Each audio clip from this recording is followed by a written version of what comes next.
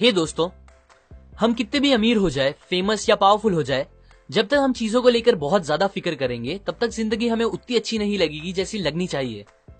क्योंकि ज्यादा वरी करना स्ट्रेस, डिप्रेशन, एंजाइटी और बहुत सी ऐसी चीजों को पैदा करता है जो हमारे लिए जरा भी अच्छी नहीं है, बोथ मेंटली एंड फिजिकली। और इन चीजों के आने के बाद अगर हमें दुनिया की सारी अच्छी चीजें भी मिल जाएगी तो भी हम अच्छा फील नहीं कर पाएंगे। नेपोलियन और हेलन केलर इस बात को प्रूफ करने की परफेक्ट एग्जाम्पल है। नेपोलियन के पास हर वो चीज थी जिसकी एक नॉर्मल इंसान सपने देखता है। फेम, पावर, पैसा सब था। फिर भी सेंट हेलेना नाम के आइलैंड पे नेपोलियन ने एक्सेप्ट किया कि उन्होंने जिंदगी के कोई 6 दिन भी खुशी से नहीं बिताए।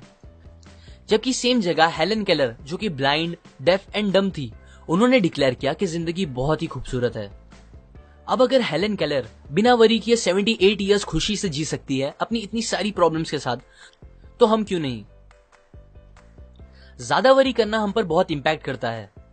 एलेक्सिस कैरल, जो कि एक नोबेल प्राइज विनर है, उन्होंने कहा, people who do not know how to fight worry die early. Doctor OF गॉबेरॉन, जो कि एक चीफ फिजिशियन है, उन्होंने बताया कि 70% पेशेंट्स जो फिजिशियंस के पास आते हैं वो अपने आप को खुद ही ठीक कर सकते हैं अगर वो बस अपने फियर और वरीज को खत्म कर दे तो। एक स्टडी में 15,000 पेशेंट्स को एग्जामिन किया गया जिन्हें स्टमक डिसऑर्डर्स थे। उन्हें एग्जामिन करने के बाद पता चला 5 में से 4 पेशेंट्स की बीमारी का कोई भी फिजिकल रीजन नहीं था, बल्कि उनके फियर, वरी, हेट, सेल्फिशनेस, ये सारे रीजंस बन गए थे उनके पेट की बीमारियों के। बहुत से फेमस डॉक्टर्स कहते हैं स्टमक अल्सर्स जो कि जान ले सकते हैं, हार्ट डिजीजेस, कुछ टाइप के हेडेक्स, इंसोम्निया और कुछ टाइप के पैरालिसिस, ये सब और कोई रीजंस नहीं, बस हमारे ज्यादा वरी करने से होता है। अब ये सारी चीजें आपके लिए मोर देन इनफ होनी चाहिए ये बात समझने के लिए कि वरी करना हमारे लिए कितना हार्मफुल हो सकता है। A magic formula for solving worry situations. Willis H Carrier एक इंजीनियर थे। उन्हें एक बार एक फैक्ट्री में गैस क्लीन करने वाले डिवाइसेस को इंस्टॉल करने का प्रोजेक्ट मिला, जिसके लिए कंपनी के मिलियंस ऑफ डॉलर्स लग गए थे। पर यह प्रोजेक्ट खत्म करने के बाद कैरियर को पता चला कि उनके इंस्टॉल किए गए डिवाइसेस कंपनी को किए गए गारंटीड वादे पूरे नहीं कर पा रहा है, जिसकी वजह से मिलियंस ऑफ डॉलर्स के लॉस की जिम्मेदारी पूरी कैरियर पे आ गई थी। वो अपने इस फेलियर से बहुत ही ज्यादा परेशान हो गए थे। वो इतना फिक्र करने लगे थे कि उन्हें नींद आना बंद हो गई थी। बट फिर उनकी कॉमन सेंस ने उन्हें याद दिलाया कि उनका फिक्र करना सिचुएशन को ठीक नहीं करेगा। सो उन्होंने एक टेक्निक निकाली अपनी इस वरी की प्रॉब्लम से डील करने के लिए, और ये टेक्निक इतनी असरदार निकली कि वो उसे आज भी यूज करते हैं मोर देन 30 इयर्स से। ये टेक्निक में 3 सिंपल स्टेप्स है जो आपको भी याद रखने हैं। स्टेप 1, बिना डरे और पूरी सच्चाई के साथ ये पता करो कि एट द वर्स्ट केस बुरे से बुरा इस प्रॉब्लम की वजह से आपके साथ क्या हो सकता है। कैरियर ने जब ये सोचा तो उन्हें पता चला कि उनके इस फेलियर के लिए उन्हें जेल या फांसी तो नहीं होगी, बट हाँ, उनका मार्केट में नाम बहुत खराब होगा और $20 मिलियन जो उन्होंने अपने एम्प्लॉयज के साथ इन्वेस्ट किए थे वो पूरे डूब जाएंगे। स्टेप 2, वर्स्ट केस पता चलने के बाद आप उसे मेंटली एक्सेप्ट कर लो। कैरियर ने अपने आप से कहा कि ठीक है, अब अगर ऐसा हो गया है तो कोई बात नहीं, मैं फिर से मेहनत करके अपना नाम बना लूंगा और एम्प्लॉयज को समझा दूंगा कि ये एक एक्सपेरिमेंट कॉस्ट था हमारे गैस साफ करने की न्यू टेक्निक को टेस्ट करने के लिए। वर्स्ट थिंग एक्सेप्ट करने के बाद कैरियर को बहुत ही ज्यादा सुकून मिला जो उन्हें बहुत टाइम से नहीं मिला था। स्टेप 3, जब वो बुरे से बुरी चीज मेंटली एक्सेप्ट हो चुकी हो तो फिर आप उस वर्स्ट को बेटर या और अच्छा कैसे कर सकते हो इस बारे में सोचो। अगेन कैरियर ने चीजें एक्सेप्ट करने के बाद ये सोचना स्टार्ट किया कि वो कैसे उस $20,000 के लॉस को कम कर सकते हैं। उन्होंने बहुत से टेस्ट किए तो उन्हें पता चला कि अगर वो अपने डिवाइसेस में $5,000 का और काम कराएंगे तो उनके डिवाइसेस बराबर काम करने लगेंगे।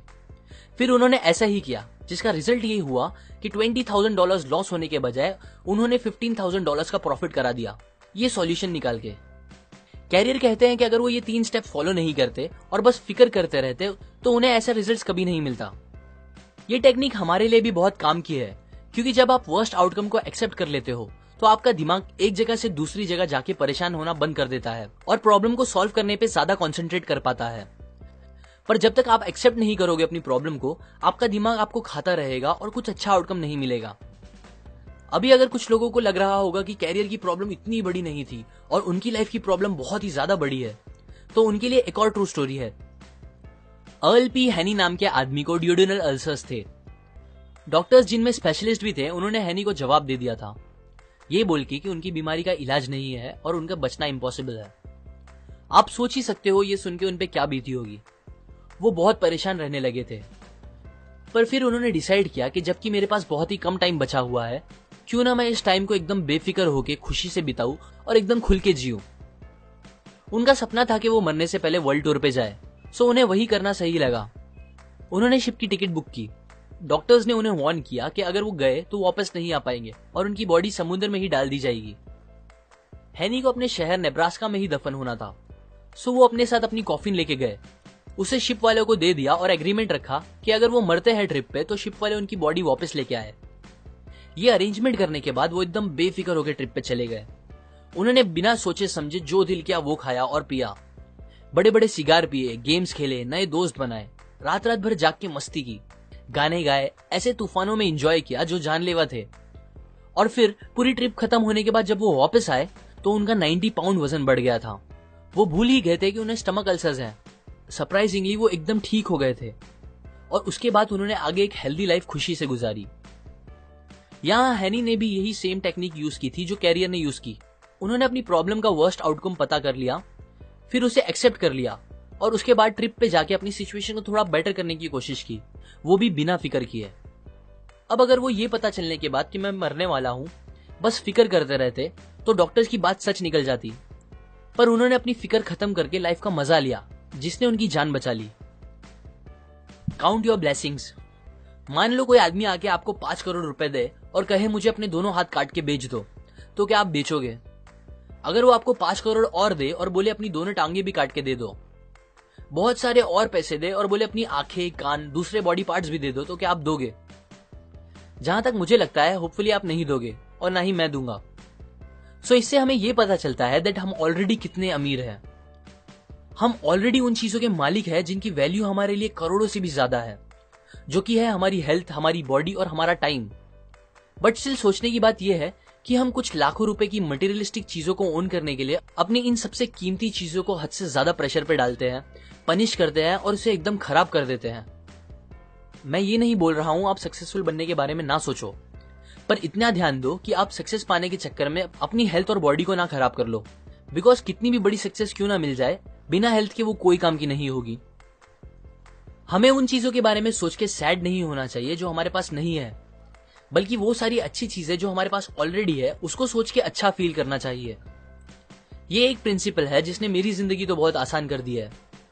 मैं जब भी किसी चीज को लेके वरी करने लगता हूं तो ये सोचता हूं कि यही सेम टाइम कहीं दूर ऐसे भी लोग हैं जिनके सामने उनकी पूरी फैमिली को जान से मार दिया जा रहा होगा। ऐसे कितने सारे लोग भी हैं जो प्यासे होंगे और उनको पीने के लिए साफ पानी नहीं मिल रहा होगा। ऐसे कितने लोग भी हैं जो भूख से इतने तड़प रहे होंगे कि मिट्टी खा के अपना पेट भर रहे होंगे। और मैं यहाँ इतना सेल्फिश हूं जो अपनी छोटी मोटी प्रॉब्लम्स की फिक्र करके सैड बैठा हूं। हम सब अपनी प्रॉब्लम से परेशान होकर लाइफ को कोसते हैं, पर यकीन करो कोई इंसान जिसको पता होगा दैट उसकी लाइफ का आज आखिरी दिन है, अगर आप उससे कहोगे मेरी जिंदगी और उसकी सारी परेशानियां तू ले ले, तो वो खुशी खुशी आपकी सारी प्रॉब्लम्स ले लेगा और फिर भी दुनिया का सबसे खुश इंसान होगा। अगर आपको एंजाइटी, स्ट्रेस, डिप्रेशन या वरीज से दूर रहना है तो एक हैबिट बना लो और कम से कम दिन में एक बार अपनी लाइफ की सारी अच्छी चीजों को गिनने की कोशिश करो और उसके लिए ऊपर वाले का शुक्र करो। जब आप ऐसा करोगे तो आपको पता चलेगा आप अपनी सोच से कितने ज्यादा अमीर हो। Don't allow yourself to get upset on small things. Robert Moore ने यह बात तब सीखी जब वो 276 फीट पानी के नीचे एक सबमरीन में फंसे हुए थे। वॉर का टाइम था, उनपे जापानीज माइन लेयर अटैक कर रही थी जो उनकी कभी भी जान ले सकती थी।